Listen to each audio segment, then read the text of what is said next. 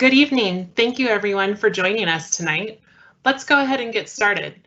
I'm Angela Wolcott and I will be facilitating tonight's meeting for Denver Moves Downtown, a transportation plan that identifies ways to provide more travel options in downtown Denver, meet future travel demand, and increase safety. First, let's have a quick word from the project leader, Riley Lemie. Riley? All right, and welcome everyone. I'm with Denver's Department of Transportation and Infrastructure, and I wanted to say a quick thank you to everyone for being flexible. We originally planned to hold this meeting in person back in March, but we had to postpone because of the circumstances around the pandemic. So based on the need to continue to promote social distancing, we made a decision to move forward with this meeting in a virtual format.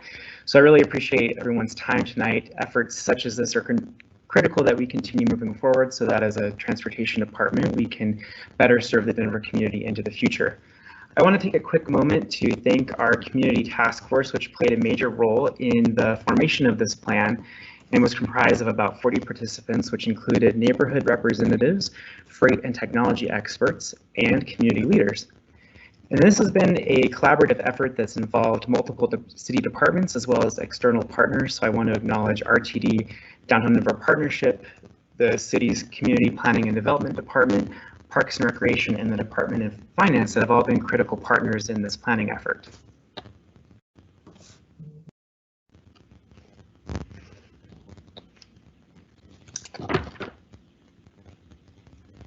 Great.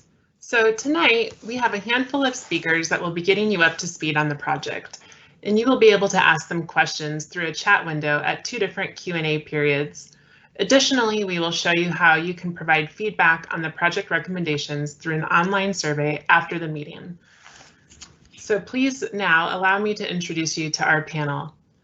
You just heard from Riley a moment ago. He's a city planner with Denver's Department of Transportation and Infrastructure, and also the project manager for Denver Moves Downtown.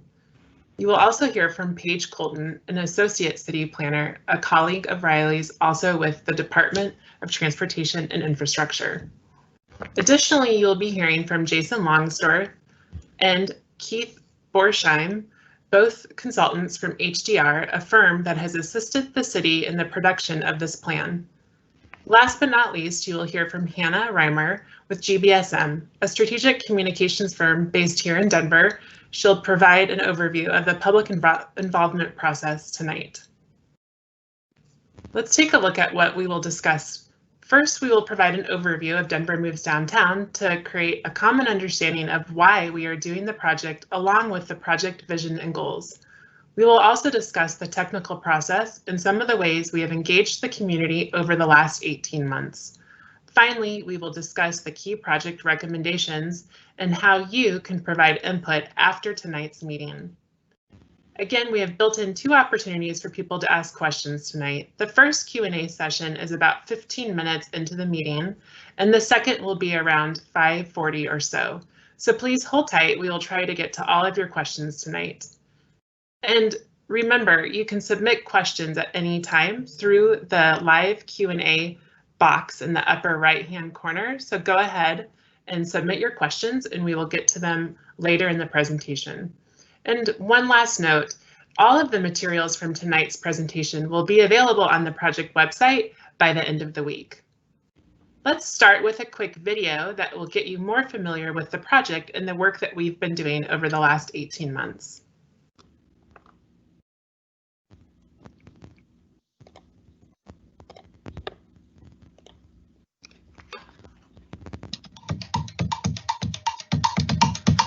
Downtown Denver is a very special destination. The Center City and its surrounding neighborhoods are the hub of employment, entertainment, and attractions for the region.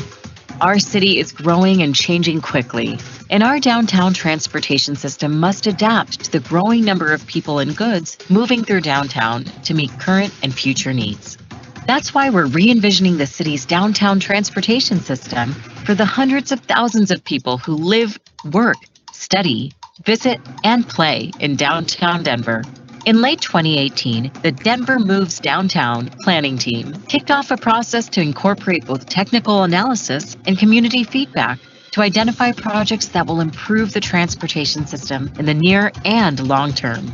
Over the past year, community members have shared their big ideas for downtown through online surveys, neighborhood meetings, and community events. If I had a magic wand right now, the thing I would do would be to drop the street speeds in downtown Denver. I would really make our transit have much more frequent service. If I had a magic wand, I would reclaim Denver's streets for people. I would also add more trees near stops. Downtown Denver belongs to all of us, and we want to hear from you. Visit denvermovesdowntown.org to take our newest survey on signature projects identified for downtown. Your voice is critical. Please share your input and spread the word.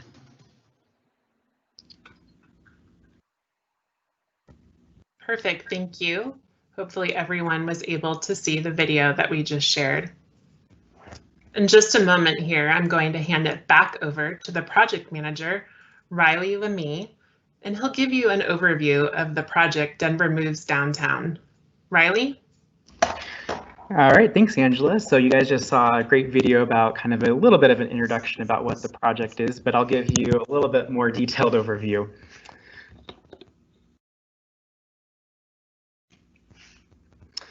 So Denver Moves Downtown is a mobility master plan that will guide transportation improvements for the downtown core over the next 20 years. So this plan proposes both near-term low-cost improvements as well as longer-term, more capital projects for downtown's transportation system to meet both current and future needs. It's also a plan that's intended to strengthen connections to the surrounding city center neighborhoods. So the image on the screen that you're looking at shows the general focus area, which is bounded by Spear Boulevard on the west, Park Avenue on the east, and then Central to the north and 8th to the south. A key point that I want to emphasize is that this effort is meant to guide mobility investments in downtown Denver over the next 20 years, so between now and 2040. So this means that the projects that you're going to be hearing about today will require a lot more study, design, and public engagement before they can move forward. We also, of course, have to identify ways to fund these improvements. And I say that just to let everybody know that this will not be the last opportunity to provide input on these projects moving forward. There is still a lot more work to come on these recommendations. So I always get questions that ask about what Denver Moves Downtown is about, or why we're engaging in this plan now. And so Denver Moves Downtown actually originated from a need to bring together all of the different mobility recommendations for the downtown area that have come from recent plans, to bring them into one place so that we could develop a path forward to implement all of these different ideas or different projects. These have included projects that are identified for downtown from the city's bicycle master plan, the pedestrian master plan, and the outdoor downtown plan, just to name a few. But a really critical step towards implementation is to make sure that these projects work together as a system, don't conflict with each other, are feasible, and are consistent with our citywide goals. So this is why many of the projects that you'll hear about tonight aren't necessarily new ideas, but there definitely will be some projects that are new as a part of this process as well.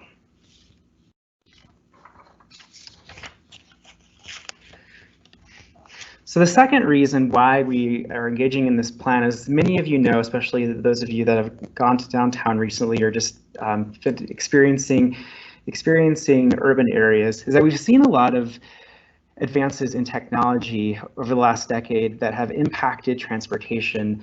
And those are things like ride-hailing services such as Uber or Lyft, or e-bikes, or things like scooters. These are all relatively new features of our transportation system that have come about over the past 10 years. Additionally, we are seeing a lot more people getting goods delivered to their doorsteps, and even things like food delivery apps where people can order food directly to their door. Those are definitely increasing the demand for loading and unloading space, especially along the curb. So it's important that as a city, we can think about how we can better accommodate all these uses, and also make ourselves adaptable to new and ongoing changes, such as the advent of autonomous vehicles. So these are all things that we have to consider as we move forward. So the third, and I would say the most important reason for this plan, is that this is really all about moving people. So the number of people traveling on downtown streets is expected to increase between now and 2040. And we can't meet all of this demand simply by providing only one transportation option. And so we can't meet all of the demand by just providing space for for vehicles, just because there isn't enough space to do so. So we must also provide travel options that can efficiently move more people using the existing space on the roadway. And this includes space for walking or rolling, bicycles and scooters, and transit, in addition to driving. And so that brings me to the goals for this project. And the goals for the project were largely informed by things that we've already heard from Denver voices telling us what the community envisions for Denver over the next 20 years. Back in 2017 and completed in 2019 was a process called Denver Right, where thousands of people around Denver indicated their future vision for the city.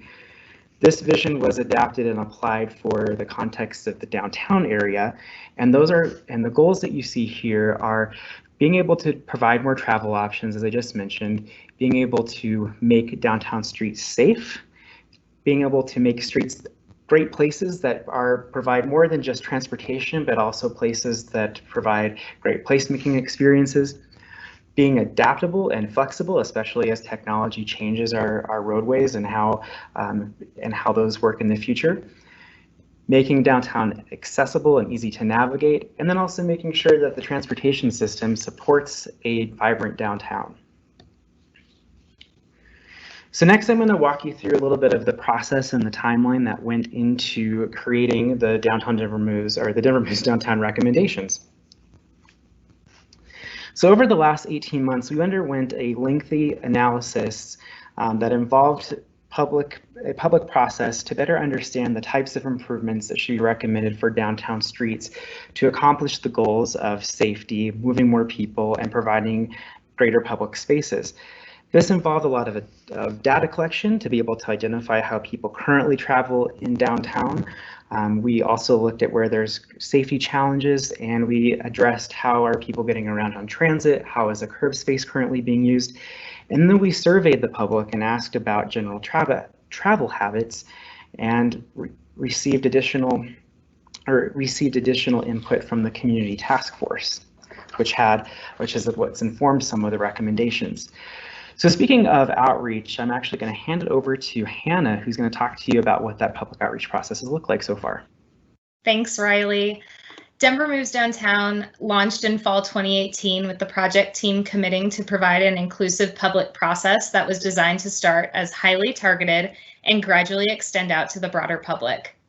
The public involvement process for Denver Moves Downtown was closely aligned with the project's technical milestones to ensure that the very people who walk, bike, take transit, drive, and so forth in downtown Denver had an opportunity to help inform the future of Denver's transportation network. One of the next steps will be to compile a final report and determine a strategy for bringing these projects to life in the future. We have also engaged the public in several ways throughout this process. Our wide-ranging education and engagement tactics included community task force and key stakeholder group meetings comprised of influential community members representing a broad range of interests. Our outreach ranged from small group briefings, which allowed us to educate and dive deeper into relevant topics, to broad community engagement efforts through pop-up and piggyback events, our project website, and surveys.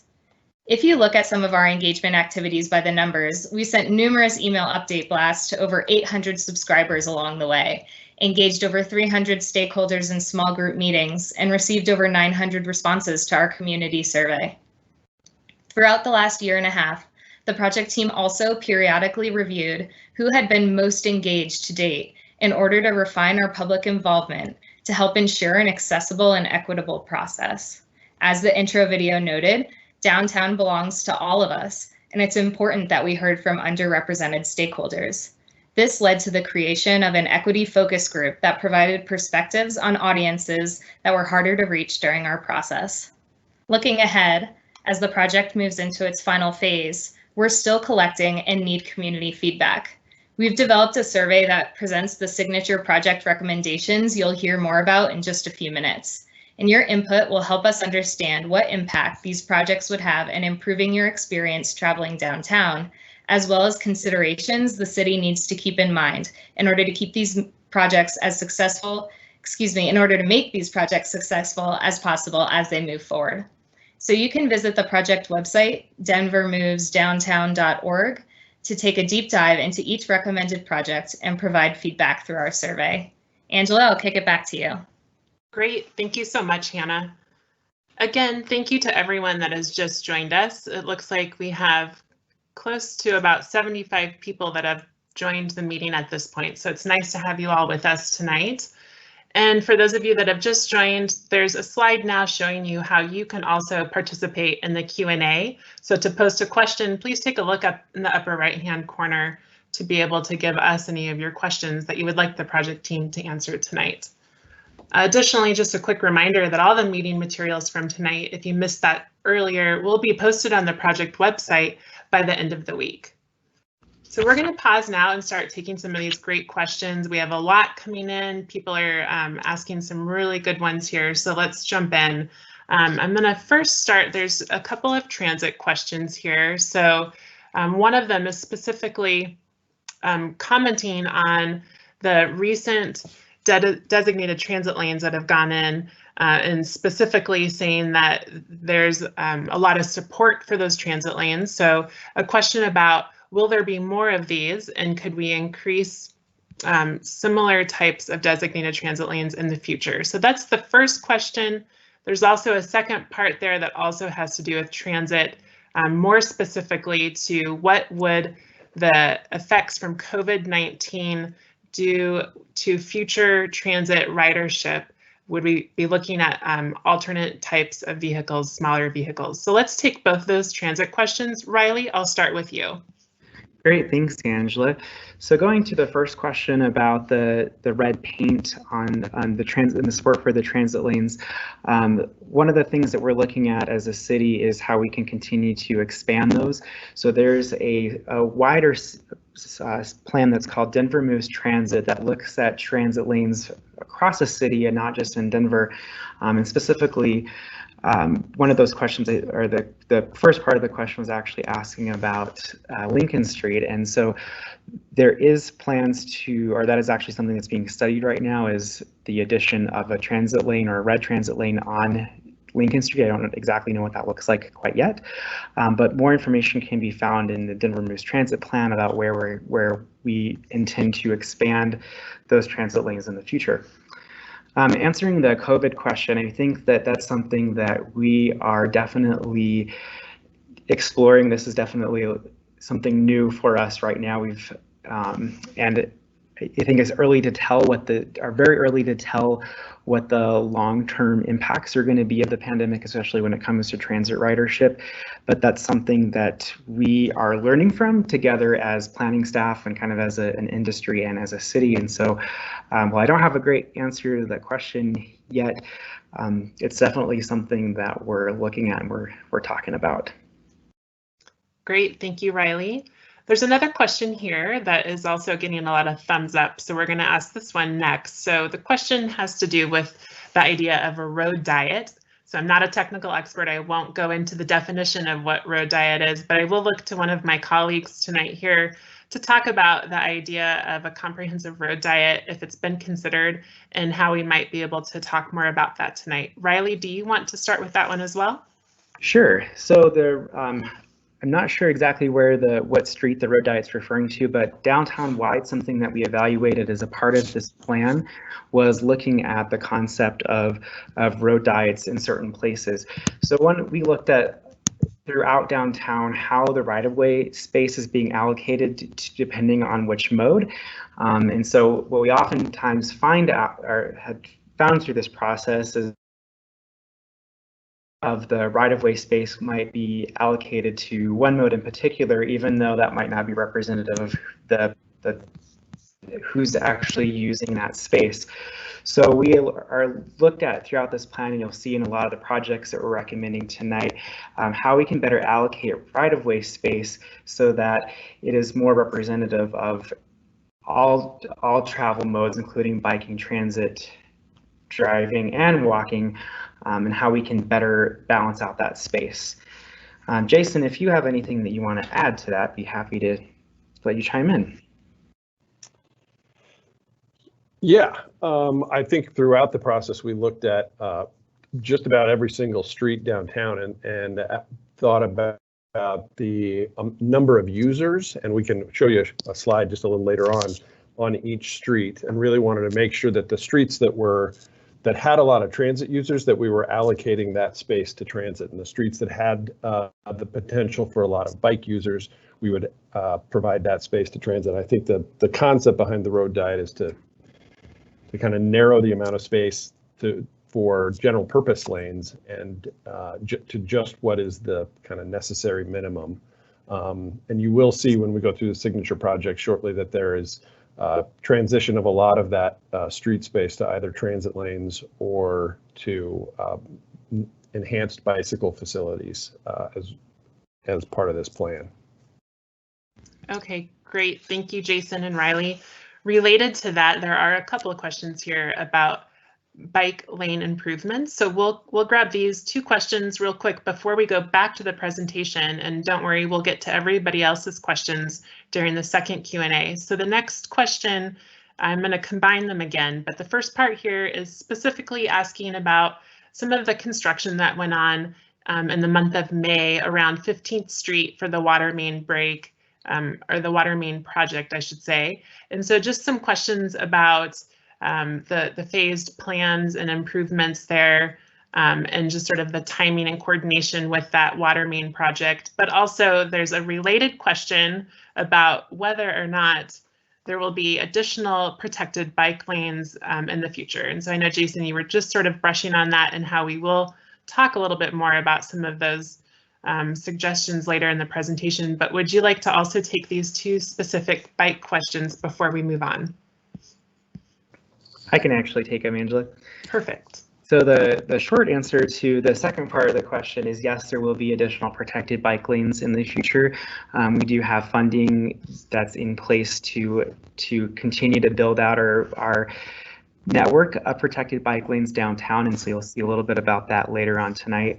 Regarding the specific question about 15th, that is also a funded project as well, and the reason why that has not started sooner is because we needed this process to go through the wheels to understand what the design is going to look like from 15th all the way to the Highland neighborhood. So the ultimate project for the protected bike lane on 15th is really to extend it as it was intended in the Denver Moves Bicycles master plan.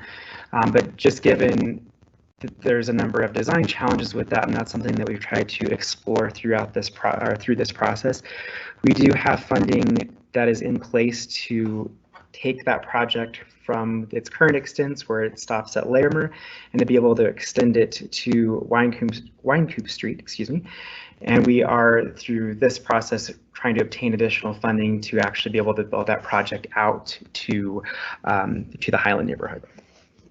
Great, thank you, Riley. Just want to be sensitive to time. So we're going to move back to the presentation for a few more minutes here before we go on to the next Q&A period a little bit further into the materials tonight. So in a few minutes here, we're going to talk about some of the signature projects, but before we do, we would like to start with some of the recommendations that we're providing for complete networks by each travel mode. So I'm going to hand it over to Paige Colton now to walk you through these. Paige? Thanks, Angela. So one of the critical components of this planning effort is to ensure that in the future, there are complete and connected streets for each travel mode, whether people are walking, biking, taking transit, or driving. And as Riley mentioned, the plan really stitched together hundreds of mobility recommendations. So while today we'll be focusing on the big moves or signature projects, I wanted to give a high-level overview of the types of recommendations that are being made for each travel mode. So I'll start by talking through our planned connected pedestrian network. Every street downtown is intended to prioritize pedestrians, but in many locations, we're actually recommending improvements that also enhance a sense of place and make for an improved experience while walking. So overall, Denver Moves Downtown is recommending pedestrian improvements to 196 blocks of downtown. Examples of this include additional landscaping, public seating, and expanded sidewalks. Based on data and public input, we understand that traveling by walking or rolling are primary ways of moving downtown. And this plan is recommending safety improvements at intersections throughout downtown so that streets are easier to cross. Another key aspect considered in the plan is adding more trees. This is supported by the Urban Forest Initiative, and this will create a healthier urban forest and expand the tree canopy downtown. So moving on to bicycle investments. Somebody asked earlier, are we adding more protected bike lanes? And Riley said, absolutely yes. So our planned bicycle network would add or upgrade high comfort bike facilities on actually most streets downtown. And a key aspect of these bikeways will be physical separation between bikes and passing traffic. So initially, this might include low-cost treatments like paint, posts, and rubber curbs, kind of like we see today on 16th Street. These would eventually become permanent designs using concrete, landscaping, and greenery. These bikeways would also include enhanced intersection design treatments that reduce vehicle to bike and vehicle to pedestrian conflicts. And then lastly, the proposed bike network includes new and improved connections to the Cherry Creek Trail, since that's such an important recreation and commuting path through downtown for people biking, rolling, and walking. Okay, moving on to transit. So the overall proposed transit network in downtown in this plan includes dedicated space for transit on several streets aimed at boosting bus reliability, travel speed, capacity, and overall performance. It also includes an expanded network of downtown transit circulators like the free mall ride. This network would assist us in making transit more attractive while providing accessibility and operational benefits. Other elements of this improved transit network would include high-quality shelters, real-time travel information, off-board fare collection, plus transit signal priority and queue jump lanes at certain intersections. So Denver Moves Downtown also considered operational improvements for vehicles and freight trucks. This includes converting some of our one-way streets to two-way to help improve safety by reducing travel speeds and collisions while making navigation around downtown simpler. We'd also like to reconfigure some of downtown's most complex intersections to improve safety for all users and provide more comfortable space for people walking and biking. We're also recommending more proactive management of the curb space that meets the demand for enhanced transit stops, more loading and freight delivery zones, and expanded public space for people walking, bike corrals, and cafe seating. The plan also recommends a lot of smaller scale improvements. So for example, more cafe seating. And as I'm sure some of you are aware, restaurants right now are requesting to use right-of-way around their buildings to provide socially distanced seating. And this is a great opportunity for us at the city to evaluate how that works and how this could work more fully downtown. The plan also suggests vertical separation treatments for high comfort bikeways, more bike corrals, additional pedestrian lighting, enhanced wayfinding, and additional landscaping within the right-of-way. And lastly, we want to acknowledge that there are projects that are already underway that are funded and moving forward that are outside of this planning process. So overall, all of these support the goals of the Downtown Denver Moves plan. I'm going to walk us through some of the highlights. The city is currently designing transit and bike lanes along both 18th and 19th streets within downtown, which are funded through Elevate Denver Bond Program.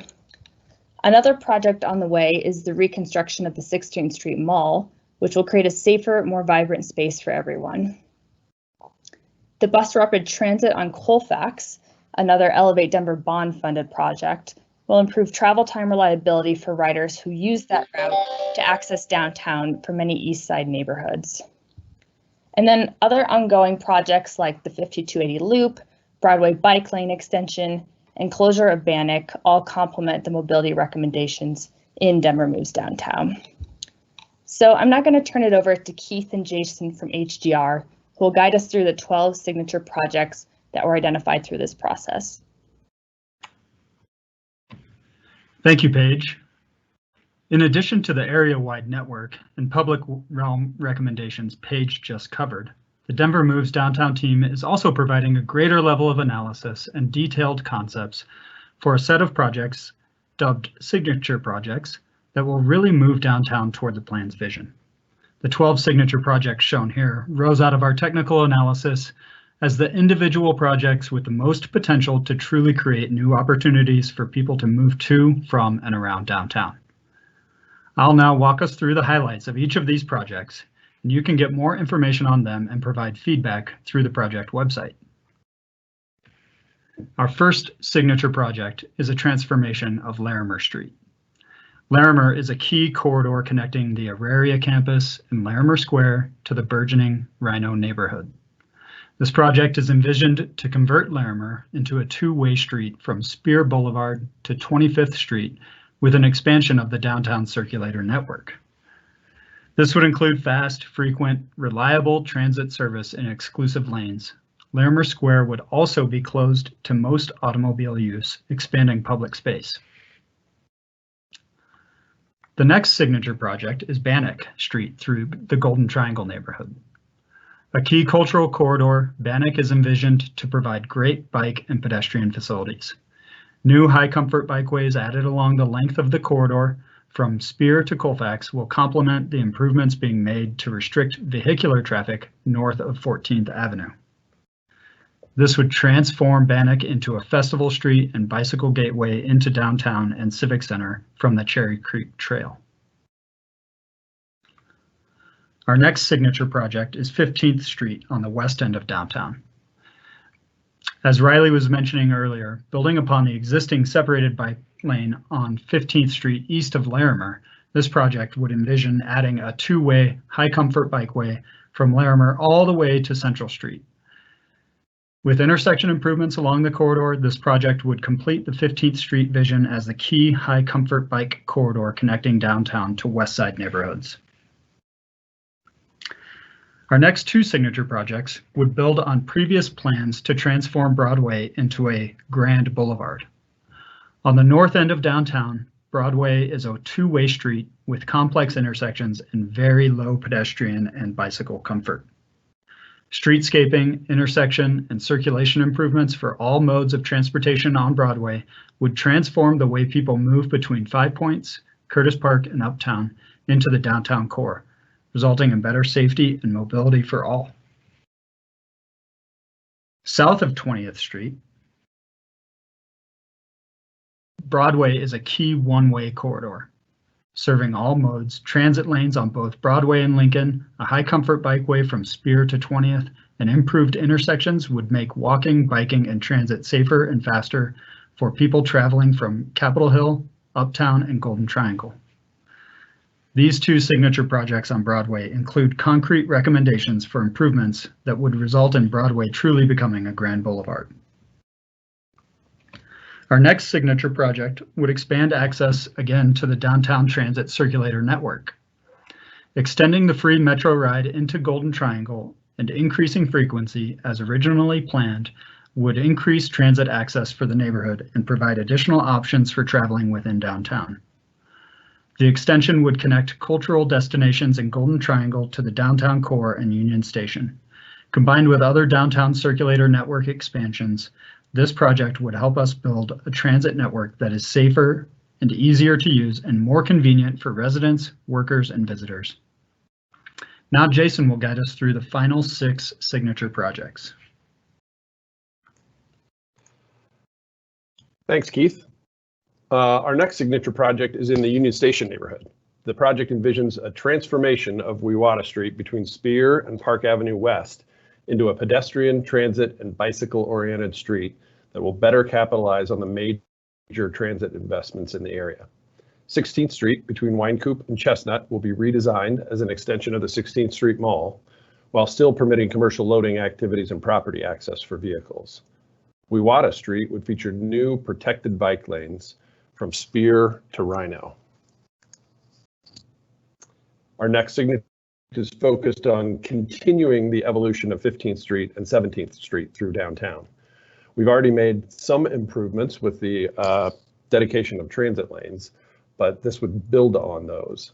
The vision for the future of these two streets builds on their existing mobility functions in a phased approach by providing more transportation choices and ultimately positioning this couplet as the primary people-moving streets in the downtown core.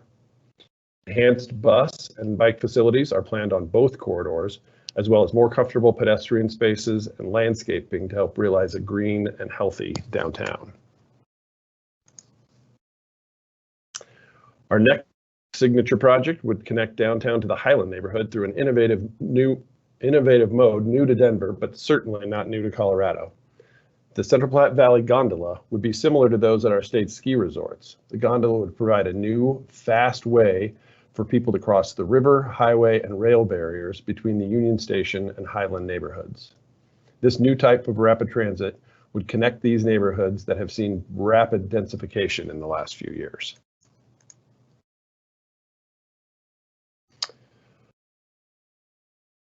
Our next signature, did I skip one?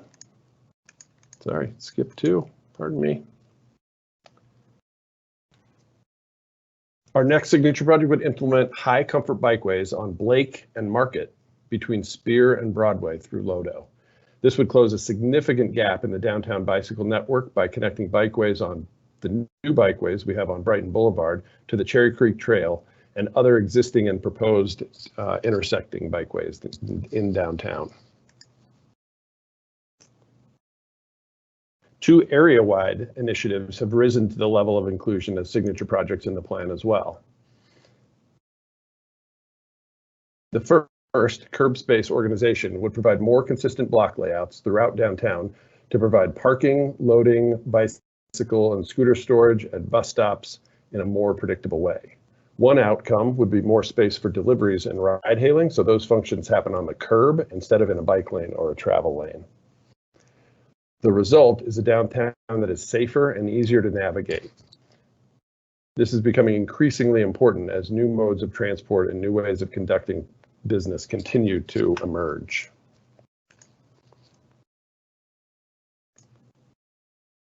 Our next area-wide initiative would update the traffic signal phasing downtown to improve pedestrian mobility. Currently, most traffic signals downtown have a separate phase for vehicles that does not include pedestrians. An all pedestrian phase is often the only phase during which to cross a street. Conflicts arise because pedestrians ignore the don't walk indication and cross during the green phase for traffic. Simplifying these signals by allowing pedestrians to cross with the green traffic signal is the goal of this project. This will slow turning vehicles by requiring them to yield to pedestrians, give more green time to all modes, and will provide consistency for everybody. This will help make downtown safer and easier for pedestrians to navigate. I will now turn it back over to Angela for another Q&A. Great, thank you so much, Jason, and thank you to everyone else for going through some of the presentation. This has been really helpful, and I hope you have found it helpful as well. So thanks again to all of you that have just joined us. We just want to show you quickly on the screen here that if you follow the prompt and go to the upper right-hand corner, you also can submit some questions during this next Q&A session that we're going to have. We want to also remind you that tonight we will be providing all the materials that we're going through on the project website. So those will be available later in the week, and we'll be going through momentarily how you can also provide feedback after the meeting. So let's jump in and take some more questions here because there's a ton of great questions coming in.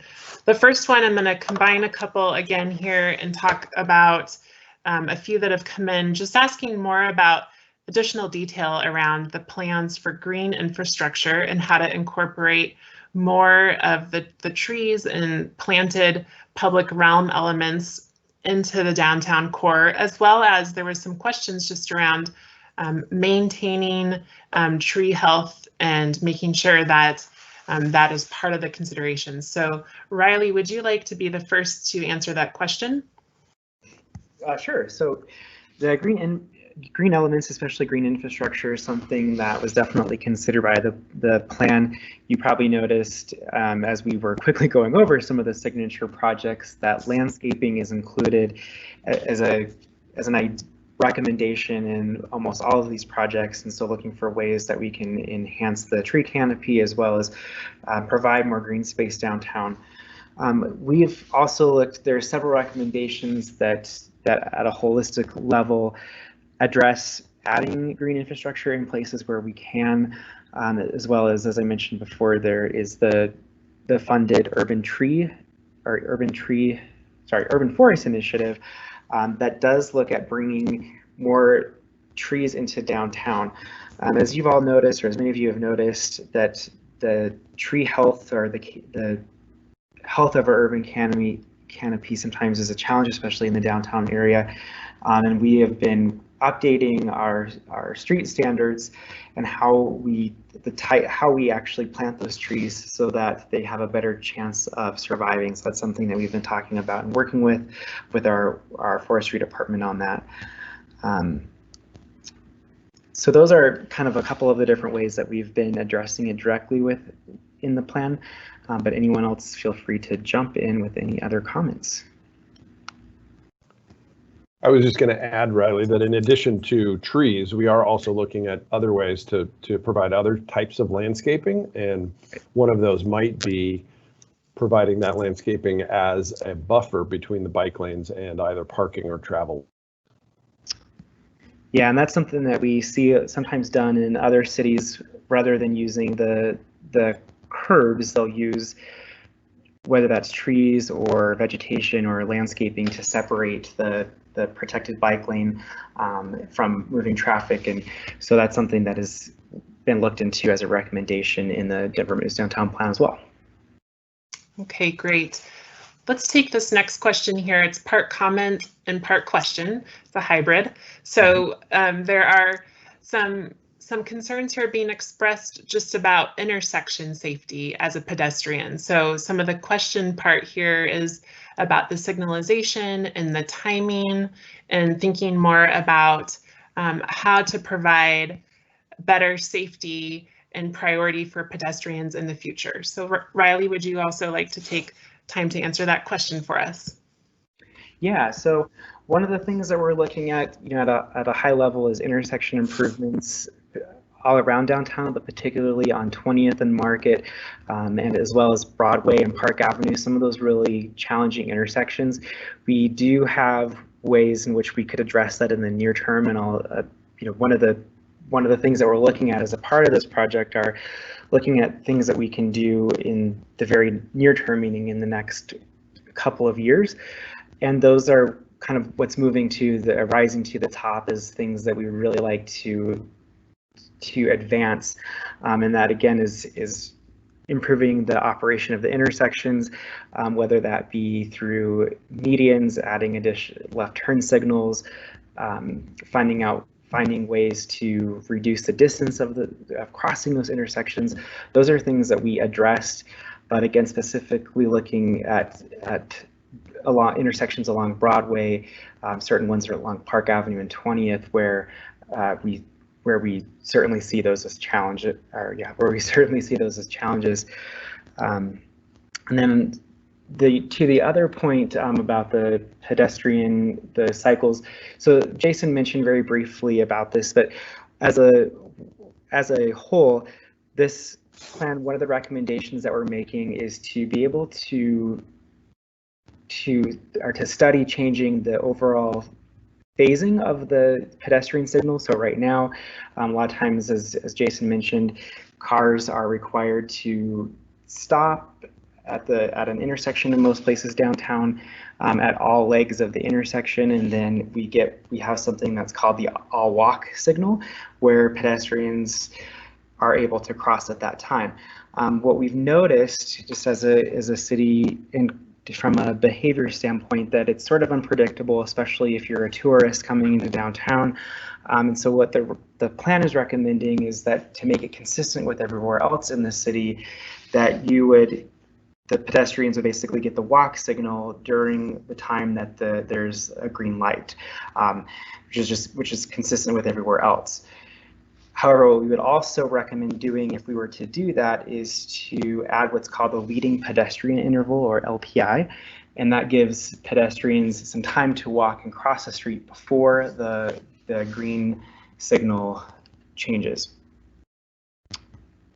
All right, thank you, Riley. We have about 3 minutes left here to take some more questions. There's tons of great ones. So I'm going to combine a few here that have specific kind of inquiry around 16th Street Mall and the use of the free mall ride, and just specifically asking about, did we consider it going further over into the Lower Highland neighborhood? And then a couple of questions about, were there considerations about trying to move it off of 16th Street in the future and utilize 15th or 17th? So I'm combining all of those together and would love to hear your thoughts on that as well, Riley. Yeah, so I'll take the second part of the question first. We had a transit visioning workshop where transit experts from around the country kind of came to put their heads together, and this is one of the things that came up. It's both been brought up from community members as well as from the task force that worked on that kind of provided input on this plan. And there's a lot of complications with it, of course, because the 16th Street Mall is a federally funded project. So anytime that we change any of that, then there's a lot of complications with that, and it opens up a can of worms. I do have Jennifer Hillhouse, who's the planning director, who's on the line with us as well, and I may have her add because she's a little bit more of an expert on the transit or on what's happening with the 16th Street Mall and why that's a little bit of a challenge. So yeah, happy to.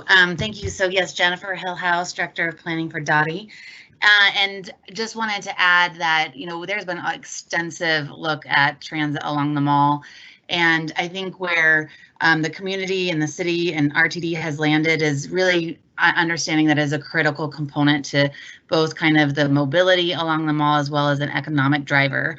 It's being referred to as kind of the elevator within downtown.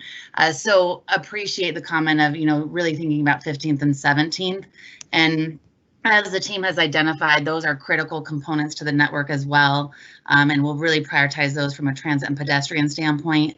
But when we think about the mall, transit will remain on the mall into the future. There might be some opportunity here coming in soon, kind of per COVID in response to that, to see how we can help some of the retail along the mall, as well as biking along the mall, to your point. But from a real future long-term plan, transit is planned to remain. Okay, thank you both so much. We have time here. Oh, Riley, did you have something to add? Yeah, I was going to say, just answer the first part of the question. The question was brought up about extending the mall ride to the Highland neighborhood, and I think while that was looked at as well, there was a lot of, again, complications with it just because of the number of barriers. And that was actually ended up being why the gondola was recommended as the rapid transit connection, just simply because there was from what we found, no simple way to really make that connection in a simple way. But that's something that we studied as well. Great, thanks for catching that, Riley. I appreciate it. Yep. I think we have time for one more here, and we will wrap this portion up now just with a question about what is the consideration for future projects with some of the potential budget related concerns around the impact of COVID-19. So I think generally if we could get your thoughts, Riley, and just answer about some of the financial viability is how the question was posed for some of these future projects. Yeah, so that's a great question. And as I mentioned earlier, one thing to keep in mind is that while there are budget impacts in the near future, this is also meant to be a 20-year plan. So we do continue to look for ways to fund the ideas and recommendations. And I will also allow Jen to be able to add thoughts in there just about the budget and how that relates to downtown. But we are still looking for ways to fund this in the near term, even though it is going to be the first year or so is likely to be challenging. Yeah, certainly a lot of financial constraints really, across the city and nation at this time. Really, I think you have a nimble department and city that really will focus on prioritizing our needs that move the needle the most. And so those conversations are happening now. But to Riley's point, these are identified projects that don't have funding attached to them now, but will give us opportunity in the future to seek grant funding or capital improvement program funding as we move forward. Okay, thank you, Riley, and thank you, Jen. We realize we may not have gotten to all of your questions tonight, and there were so many great questions, so we do appreciate it. Hopefully some of you are able to see some of the other questions that were submitted as well. So we do want to go ahead and show you some other ways that you're able to provide some input on some of the signature projects that were presented, but also any other questions that you might have. So if you do look now, you are seeing a screen grab of the current project website, denvermovesdowntown.org. We have a short survey that we're asking everyone to please take time to complete before the end of the month. So plenty of time to go onto the project website and complete that. We're also asking if you can please share this important survey with your friends, neighbors, colleagues, and just make sure that they're also being encouraged to participate and provide their input, because we would love to hear from you. Here you will find all of the signature projects. We've kind of highlighted some things here in red that you can take a look at the materials from tonight. We also have some of the information available here and additional illustrations that you can review and look at. There's the survey here with some of the questions, and there's vignettes, short videos that we've provided that you can take a look at before you complete the survey. So plenty of good information there to help you complete that before the end of the month. Now I'm going to turn it back to Riley so you can hear a little bit more about next steps before we're done tonight. Riley? All right. So I'm going to wrap us up tonight by discussing next steps and how we plan to move some of these projects forward in the near term. So as I mentioned in the beginning, this plan is meant to be a path forward for implementation that identifies low-cost projects that the city can build in the next 1 to 3 years, in addition to some of the longer-term things that you guys saw earlier. So this includes, as I mentioned, reconfiguring certain intersections to improve safety, being able to build additional bikeways, expanding the tree canopy through the Urban Forest Initiative, and then improving the speed and reliability of transit. So as you probably already, as I mentioned, the 18th and 19th, those projects are moving forward with improvements that are funded already by the Elevate Denver Bond Program. There is a protected bike lane that is currently in design that we'll be doing additional outreach for on 17th Street, and that's a project that's funded that is again currently in the works. We are looking at some safety improvements at 20th and Market. So those are projects that we're looking to move forward with in the near term, again, that are relatively low cost, but that really help us to move the needle in terms of safety.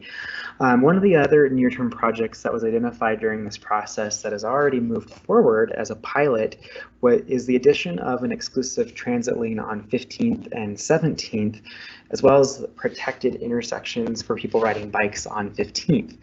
So these streets continue to be evaluated, but after their installation, we did some data collection, and I'll add that this is prior to the pandemic, but we did see a noticeable reduction in delay for the transit routes that use those streets. So what that meant is that traveling through downtown on a bus was actually quicker on those streets and took less time. So that was a positive thing that we've seen as a result of that project.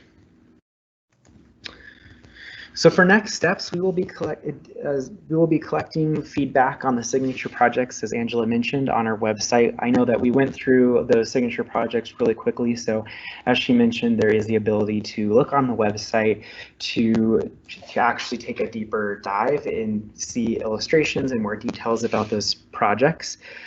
The next step for us as a city is that we have to figure out how we're going to prioritize these projects and what the strategy might look like for funding over the next 2 decades. These recommendations will be compiled into a final report, which will be released on the website later this summer. So with all of that, I want to thank everyone again for joining us tonight. This has been a massive effort that has taken place over the course of 18 months. So we look forward to keeping you informed and engaged as these recommendations move forward in the process. As I mentioned in the very beginning, this definitely isn't the last time to engage on these projects. This is really only the beginning when it comes to these recommendations. So thank you for joining us, and I'm going to hand it back to Angela, who has one more quick remark. Great. Thank you so much, Riley, for walking us through all of the exciting information here. And I'm so happy to see that many of you are still hanging with us, so we appreciate your time tonight. Let me remind you really quickly before we drop off tonight just how to provide feedback. So one more time, we really appreciate your participation. So if you could please remember to go online, go to the project website, denvermovesdowntown.org, and take time to complete the survey by the end of the month. You can also submit any questions that we did not get to tonight to the project email address. We've put that on the screen for you as well, denvermovesdowntown@denvergov.org. So please know that if you do submit questions, the project team will do their best to get back with you within 48 business hours. So that is it for tonight, and we're perfectly on time. We really appreciate everybody spending the evening with us, and we hope everyone stays well out there. Thank you.